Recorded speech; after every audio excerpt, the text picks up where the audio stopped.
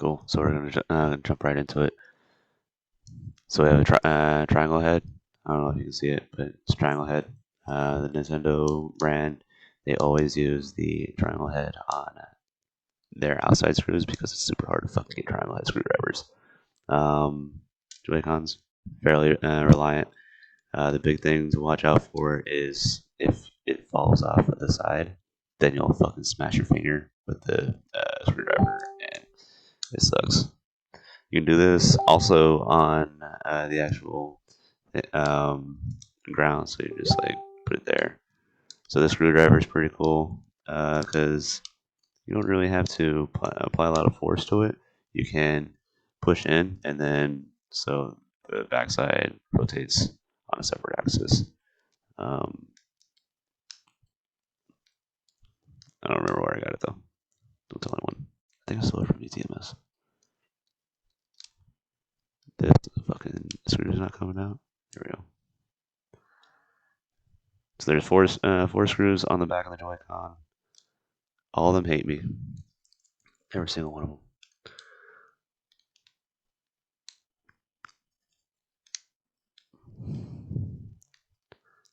It's like any screw, you have to start it and it comes up pretty quickly. There's relatively nothing different about the triangle head screws than anything else.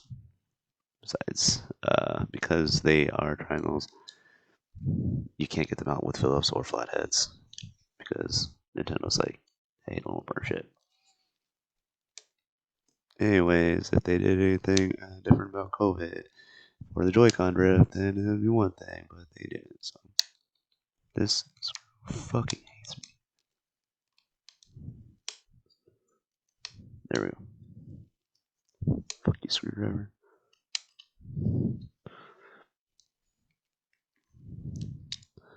Alright, so we got all four screws. I like doing this on paper because you can tell where your screws are, shit like that. So we're gonna open it up. So a few different ways. I have what's called a spudging tool, which is just a little triangle. You can also use just pliers. You're just gonna try and pry it open however you can. You can actually even use a just a regular like or flathead screwdriver. For the spudging tool, you just sort of find a wedge, stick it in there, and then just pry it up. So it's in. You just rotate it along the axis of it. It pops right out. So on the inside, you gotta be really careful because so L and R right here, the battery is not screwed into anything. So you just use our spudger, pop it into the bottom, and pop it out. So it is also wired in. If you look right here, there's a little red and black wiring. So from here, you're going to identify where the three Phillips head screwdrivers are. And it's going to be different between your left and your right, left and right Joy-Con. So for the left ones, it'll be here, here, and here. The other one will be here, and then there'll be two up here. So you're just going to unscrew those. The entire time your Joy-Cons are going to be turning on because, you're doing surgery on it. Actually, you know what? I don't think... JK. Where the fuck is...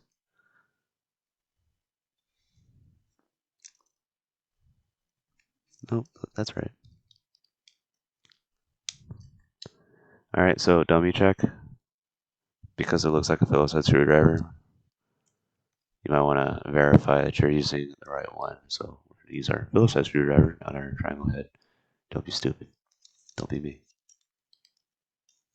Get in there.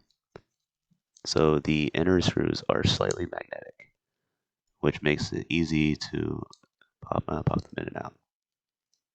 If you aren't chocked up on like 18 pounds of coffee like I am. These are very small screws, so it's easy to get them out, even if they aren't actually out of their hole yet.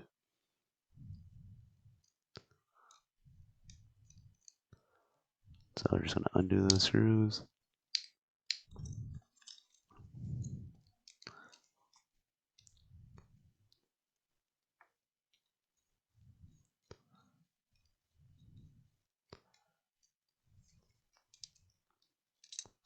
Then you're gonna move them out. So for this part, it's really important to be careful because the shoulder button is mounted to the actual bottom of the PCB. So whenever you bring it out, you have to sort of splay it out like that, right? Sort of. So ultimately, you'll come out with this whole sort of mess. All right. So what we're looking at here is um, there's a bunch of ribbon cables. There's one for left, right. This one is for RB. Um, this one is for or R, RL, ZL, whatever the fuck. So ZL and then L. And then there's one down here. I don't even know if you guys can see it, but essentially, if it looks like it's attached to that component, it's probably attached to that component. It's pretty simple. Um, so I know you guys probably can't see it, and I don't think I can actually zoom in. Let me see if I can.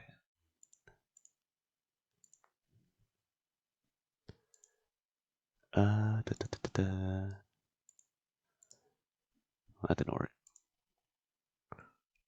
Well, anyway, so here I just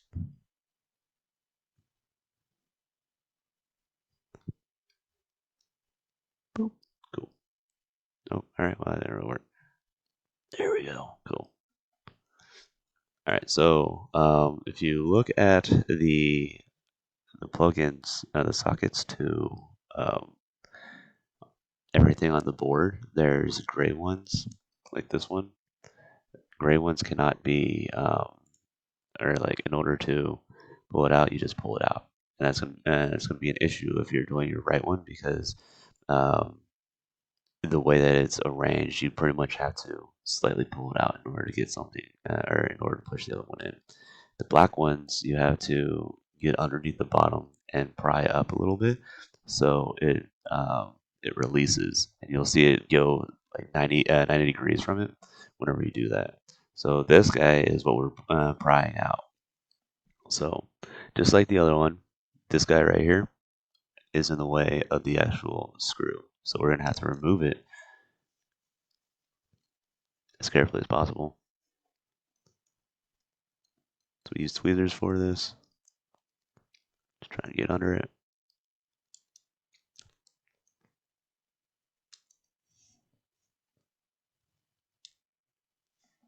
So the gray also comes up. I didn't recognize that the first time I did this. So there you go. We unplugged it by popping out the gray and then just removing it.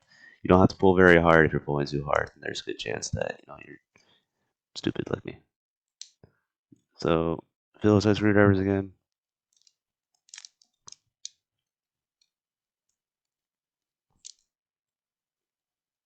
Slightly magnetized, so the screw just sort of pops up with it. It's really nice.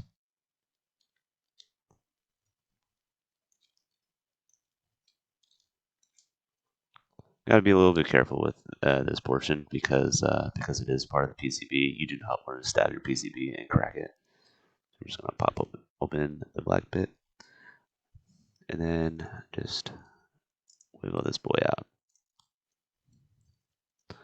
So there is a dust cover of sorts on the bottom of these. That makes it extremely difficult to actually just pull straight up and get it out. But essentially, this guy fell off. It's not a big deal.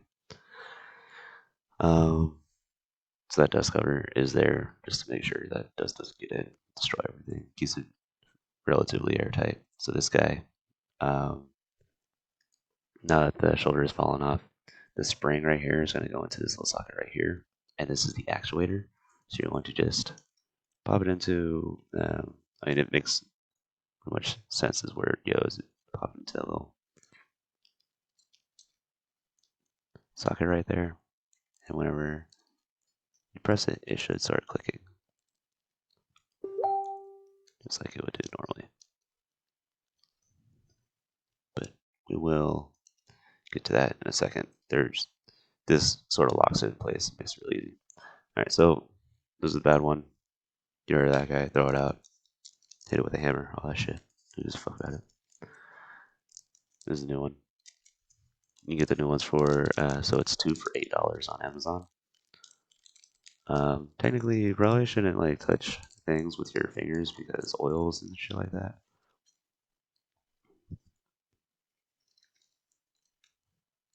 I'm really dumb. I just do certain shit like that. So we're gonna pop this guy in. The big thing first is to get the electrical contacts in. All right, so the electrical contacts are in. You can tell because there's like a little brown film that it's going to be extremely hard to see, but on the webcam.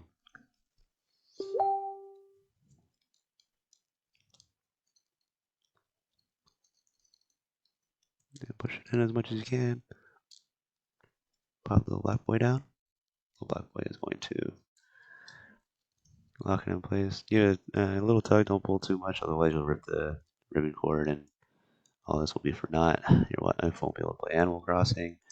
You won't be able to watch her play Animal Crossing, or it'll be terrible.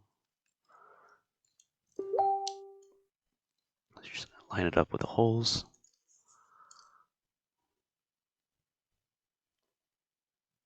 Alright, so since they're magnetized, you're going to try and move as slow as possible and escort them into the hole. So it's honestly just like operation. And I have had 2 pounds of coffee today. Does not work very well. Cool. That's the first one. Second one.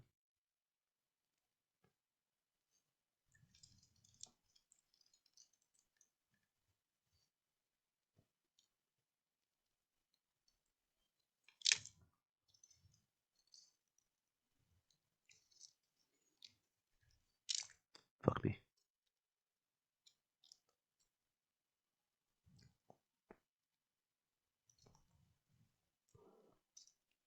Alright.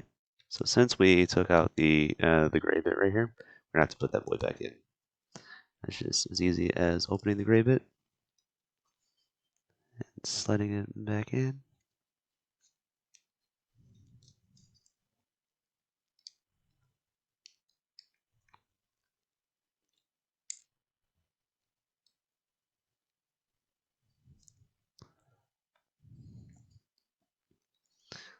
Alright, so taking stock of everything, battery is plugged in. Both of those are plugged in. Gray boy is plugged in. Everything looks plugged in. So we're going to flip this boy.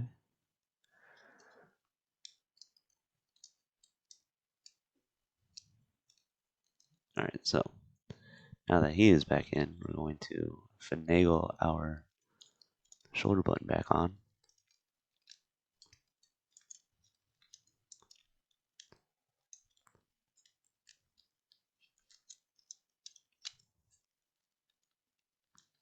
If we can. It helps if you put it on the right way.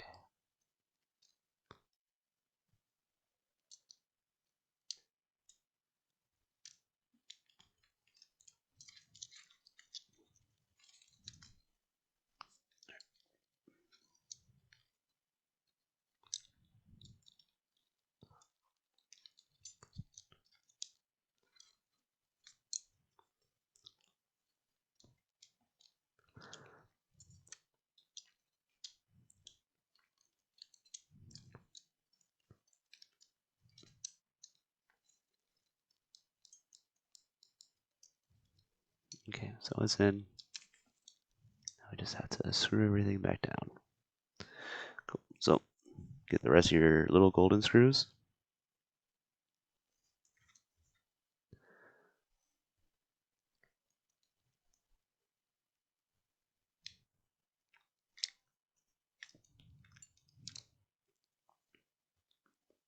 So there should be 3 of these.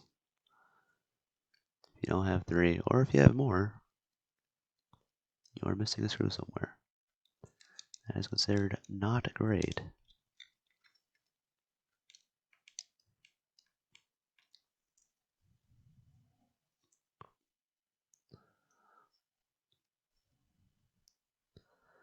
you're having trouble with the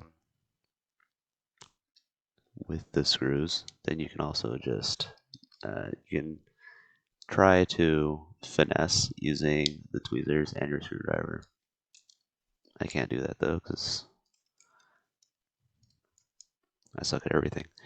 So batteries in, everything's screwed back on. That guy is actuated little buttons. That's a very quick and a dirty way of telling you if everything's good. Shoulder button wise is just pressing them to see if those lights are good. You can also do that for the front buttons. Um, but I don't really have an issue with the front buttons because they're just actuated solely on the front panel. All right, cool. So it's all back together. Touch these boys. Touch that boy. Cool. Everything looks good. Yep. And so you're just gonna replace your screwdriver with your triangle head. Drop that boy back in. Solderless repairs are my favorite kinds of repairs.